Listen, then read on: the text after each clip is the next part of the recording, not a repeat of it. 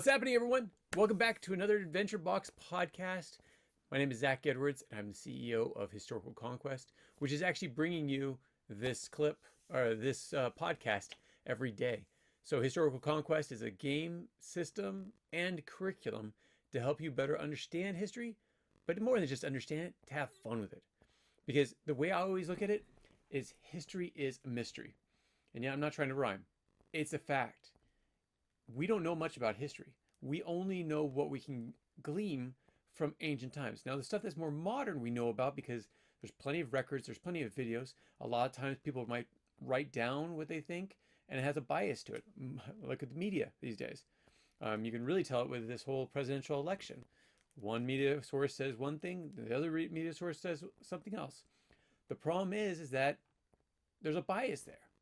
So the same thing goes with history, whether it's someone interpreting what something means. So like an archaeologist or a historian, there's interpretations, there's theories, but even the people that wrote it a long time ago, of course, they were just much biased pro their own country than the next person next door, who would be very anti that civilization because they were either jealous or wanted to be part of it or something. So when it comes to history, we do the best that we can. And I've stressed that so many times in this podcast. But when you say this is exactly what happened, you're probably exactly wrong. That's the truth. You don't know exactly what's happening. You only do what you can to figure things out. Okay, so here we go. Let's figure some things out. Okay. So let's figure out the mystery of Egypt, because that's today. That's what we're talking about today and Thursday. So Tuesday and Thursday, it's all about Egypt. Next month, it's going to be on ancient Israel and the ancient Hebrews, and so on and so forth. Mesopotamians after that, and so it goes on. Mondays and Wednesdays, we're actually be talking about early American history, and right now we are looking at colonial life. So we're going through the French and the next we'll be going through the, I think we end with the French, but then we'll come into the French-Indian War, which is essential for you to understand. We don't focus on it much in American history, but like in the classrooms and such. But that is one of the most fascinating times. There's very little information shared in schools, but that was the start of the American Revolution. Yeah, I'll actually make that statement. It's because of that the American Revolution actually could happen. So let's go into Egypt, because we're not talking about that. We're going to push that to the side, and let's go to Egypt.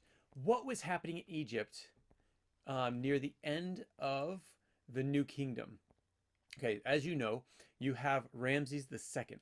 He has this is the peak of all of Egypt. He has the #1 economy ever for all of Egypt. And this is up to about 1200 BC. So around 1200 BC, he passes away. He dies.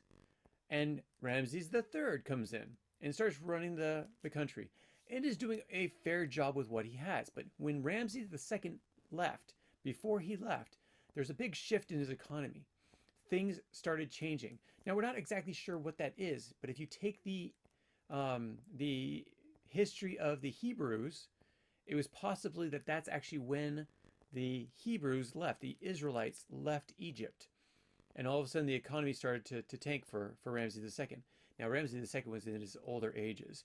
He was around, he lived to about 90 years old. So his reign was a long time from when he took it over from his dad to when he died. And then passed it on to Ramses III. But the problem is that ever since that part of the economy started dying, part of Egypt started dying. Whoops, didn't want to show that yet. At that point, it wasn't flourishing as it should, as it was. One of the biggest advancements for Ramses II wasn't just his economy, wasn't just him having a strong civilization. No, it was him going up into the Canaanite area, the Canaan, the Levant, and to Syria. That was up north. But then he also went down south and took over Nubia. Now Nubia, let me show you, if you have the podcast, you're not going to be able to see this, but don't worry, it's just a world map. So here's the United States. Go directly east and down south a little bit, and you get up to Egypt. You basically go through the Mediterranean. It's in the back of the Mediterranean near Israel and Turkey and Syria, Iraq, Saudi Arabia.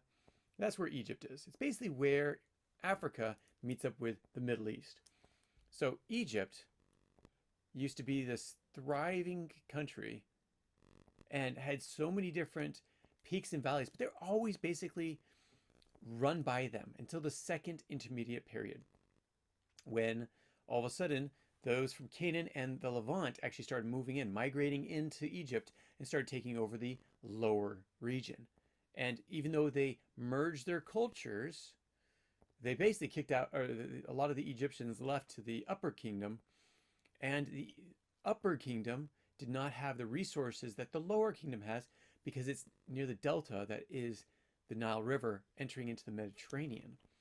So there's a lot of contention there, which is why when Ahmose comes in, he kicks out the, they're called the Hyksos, pushes them back to Canaan and the Levant, so Israel, Jordan area. The thing is, during that time, what happens? Well, he also enslaves a lot of the people, the Israelites, and a lot of other Canaanites, those from Levant. Those that didn't get kicked out, they turned into slaves. So, and they helped him build up the economy of Egypt. Come to Ramses, he is like 70 years when he came into power. I can't exactly remember when. When he comes into power, all of a sudden, he has like 70 years worth of bumper crops and a great economy, constructions galore with all these slaves that are here. Slaves leave. Now, during that time, he also goes down south, not just in Egypt, but he goes into the Sudan. But it wasn't called the Sudan at the time. It was called Nubia. Now, Nubia is a country. Let's see. Oh, there we go. Nubia is a civilization. It's a region. Sorry, it's not even really a civilization. Nubia is a civilization where a lot of people are living, and they're doing fairly well. They're actually trading with the Egyptians on their terms. Well, the Egyptians don't like that. They're all powerful. They want to actually conquer and take over Nubia. So they move in during Ramses' time, and also before that, almost to the times of Ramses. They go down and they take over Nubia. Now, the people of Kush, the Kushites, did not like this. They were in Nubia. They worked with the Egyptians, but the Egyptians had towers, they had fortresses, they had all these different things to make sure the Nubians paid up because they had to pay tribute to the Egyptians. Instead of trading, the Egyptians said, well, now it's ours. So now you have to give it to us. And you have to give it in tribute, which means if you don't pay up, we're going to do some things you don't want to know about. And so that's what happened. So you have people, so here's another image of this. This is the Nubian desert, but you have the Nile coming through the Nubian desert and into this lower region, which is why the Nubia was so plentiful, because it was green, it was lush, it had all this water, because that's where the water that fed into the Nile, fed down into the Mediterranean, came from. And that's why it was Upper Egypt, which was a higher elevation, but you also had Kush that was also at an upper elevation. So the water went down from Kush into Upper Egypt, and then down to Lower Egypt, and then into the Mediterranean, and out it goes. So this is just another image of that. But this is what I want to show you. This is a picture of Ramses II trampling the people of Nubia. Now, of course, the way the Egyptians do it, it's almost like they have an issue with size. And so they actually have the Nubians being smaller, inferior to the Egyptians. Well, as you see, Ramses is pretty darn tall in this image. So he's on a chariot, on a horse, and they're basically trampling down the Nubians, which are not small people. Actually, the Nubians are quite tall. But it shows the inferior with the not inferior. The Egyptians saw the Nubians as inferior. And so they came in and conquered this land. So while doing this, though, I'm not going to go that far. While doing this, what was happening? You had Ramses III, which was great. His economy was okay. It was falling apart, though, but it was okay. So he's still running Kush. But then what happens? What is the big divide? It's called the Third Intermediate Period. This is a division of all powers of Egypt. So it's no longer all one civilization anymore. No, it's broken up because the Libyans come over from the west into the east and take over Egypt, the lower region. Why? Because there was food there.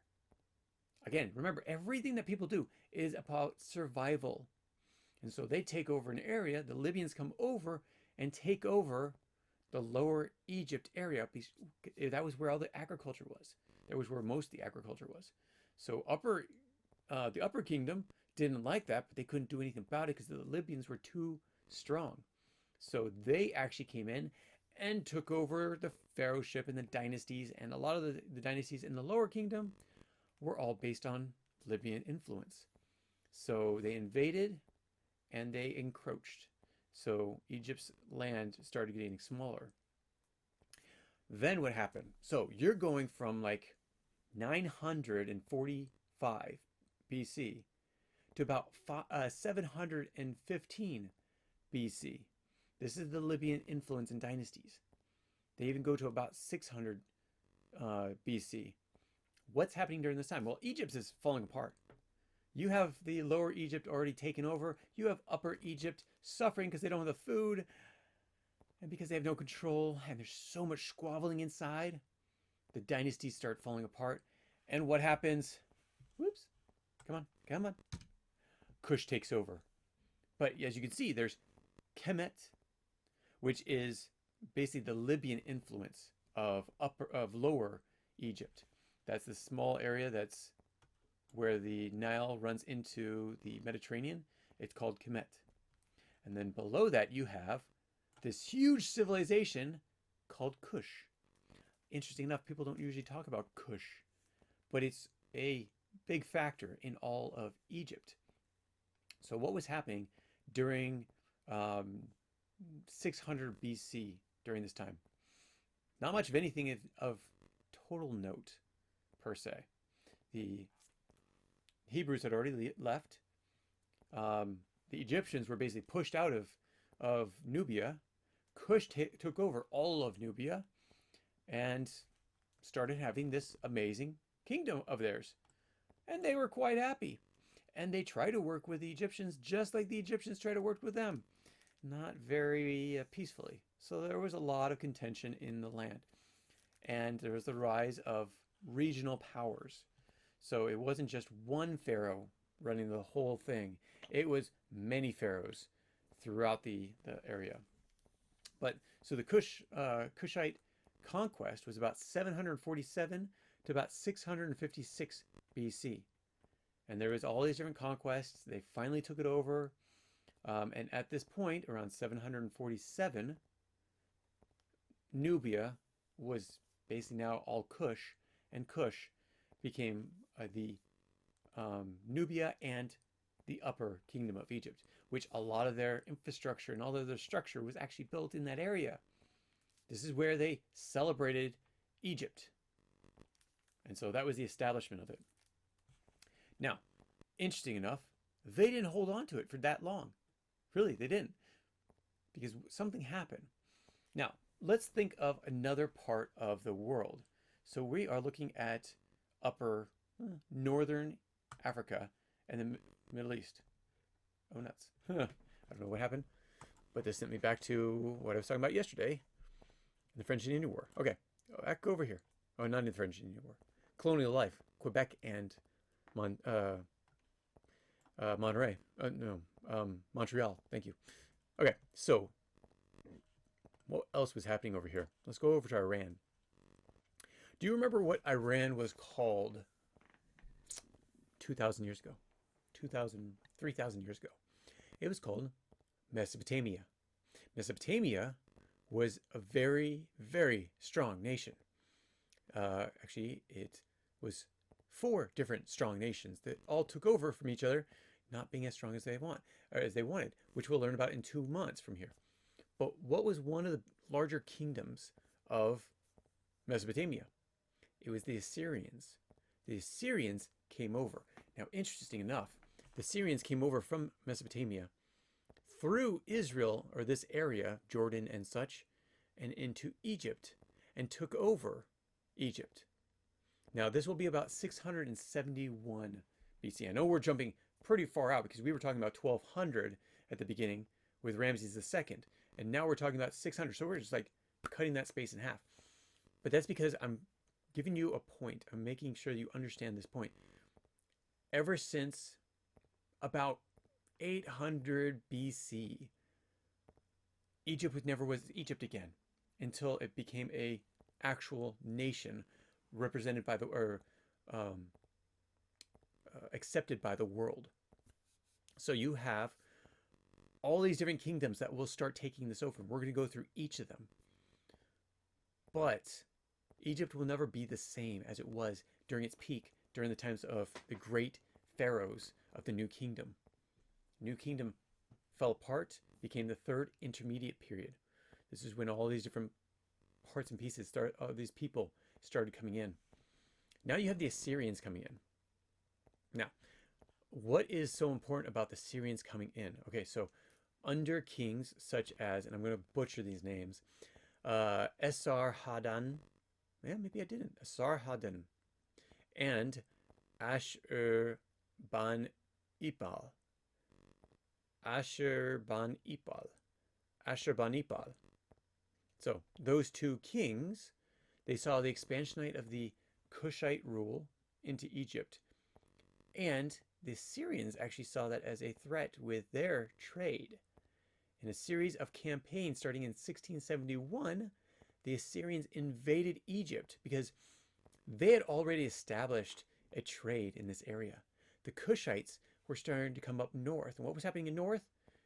It was those from Libya who were ruling the lower kingdom, which is where they actually traded. The Mesopotamians, the Assyrians, traded with those that were running lower Egypt. So if the northern, if the Kushites were coming down into the lower region, starting to take over that area, and the Assyrians see, hey, wait a second, this is where we get a lot of our food. Again, remember, everything's on survival. What happens if you are in a desert area? There's not much agriculture. There's little when it comes to proteins in the sense of domesticated animals. And so if you're in a desert or a area that's very rocky, much as Mesopotamia and such, you don't have the agriculture to sustain a huge civilization. So you trade with everyone possible. You give them resources that you have. They trade with you resources that they have. Egypt had food. So, not during famines, but other than that, the Nile fed. This is one of the most lush areas in the whole Middle East, or near the Middle East. That's one of the reasons why the Libyans want to take it over, because they didn't have the food either. Remember, the Sahara Desert is where the Libyans lived. And so, like, if you see this map, you'll see next to Egypt, in northern Africa, you have Libya, which is basically all desert. So they need food at this time. That's why they took over Lower Egypt. But now you have the Mesopotamians and the Assyrians having their agriculture, their trade partners, their food source disappearing, possibly to be run by the Kushites. Now, the Assyrians don't have any contact per se with the Kushites. They just see them as an invading power who's going to try to take over Lower Egypt from the Libyans. So what do the Assyrians do? They come in and take over their food source. Makes sense, right? If you're starving, you're going to try to take over any food source you have. Now, if you look at this map, you'll actually see that there is green areas around northern where Mesopotamia was. So the Assyrians actually did have some areas that were lush, but the agriculture of the Egyptians was very tried and tested. So thousands of years. Remember, this is 4000 BC to about, at this point, it was about 671 BC. So there was probably about 3,000 years worth of learning agriculture in that area. So there's plenty of food to trade with partners, and that's why the Assyrians came over. So at that point, the Egyptians come in, or sorry, not the Egyptians, the Assyrians come in, and they invade Egypt, the upper area, eventually driving the Kushites back into Nubia. So they didn't just stop with the lower region. They saw the Kushites were a powerful opponent, and they had to push them back.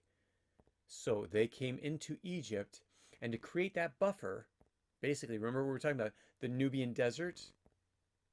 They pushed them to the Nubian desert. Nobody wants to stay in the Nubian desert, so they go back into Nubia, a lower or middle region of Nubia, which is, again, Sudan. And, again, where the Nile is starting from. So there's not as much water. It's not, they're all coming from different rivers, different streams in this area. But this is why the Assyrians come over and take over, pushing out the Kushites by about 656 BC. It basically takes them 15 years to push out the Kushites of all of Egypt. So now Assyria owns the whole thing. And they actually put people in power to create the 26th dynasty. So these are, again, all the different families are all different dynasties. Every time it transitions to another family, it basically transitions to a new dynasty. And so his name was Psamtik I. So the first, Psamtik the first, restores a measure of Egyptian autonomy under Assyrian oversight. So the Assyrians are not overpowered. It's probably how the Egyptians treated the Kushites back when they took over Nubia. And so at this point, you have the Assyrians taking over Egypt, but this creates another power struggle. Another power struggle. Why? Because there's other people that want the resources of Egypt. But we're not going to be talking about that quite yet. We're going to wait till the next time, because I have a lot to talk about when Greece takes over, and Greece creates another booming economy for Egypt, but it's not run by the Egyptians, it's run by the Greeks. So we're going to go over that on Thursday. So this is why I wanted to share with you. Let me share some more of the images. Let's see. And then I'm going to share with you something that's very important to know about Egypt. Oh, I got to zoom out and then switch it over. Okay. So this is like the Egyptians in Nubia and the merging of the cultures. These are, interesting enough, the black pharaohs. So here it shows 6. I thought there was 5, but 6 black pharaohs. There's probably a lesser one, maybe even the shortest of those. But if you're on the podcast, you're going to see 6 statues, fairly tall, of African, so black granite or stone, but the Nubians were black, while the Egyptians were mostly darker skin, but not black skin. So they were Middle Eastern basically most of the time. But again, Egypt was very multicultural in the sense that you had people from Nubia living among them. You had people from Libya living among them. For a time, you had people from Israel living among them. You had so many different cultures. But these were considered the black pharaohs because they lived in Upper Egypt and ran it as a pharaoh. So the Kushites came in and ruled it as their own kingdom. Again, taking on a lot of the culture of Egypt, but making it their own. So you see these 6 statues of the 6 black pharaohs, all wearing gold because that was what everyone that was rich wanted to have. And because they were pharaohs, of course they had it. But it also shows a distinction between normal statues of Nubians and those of royalty.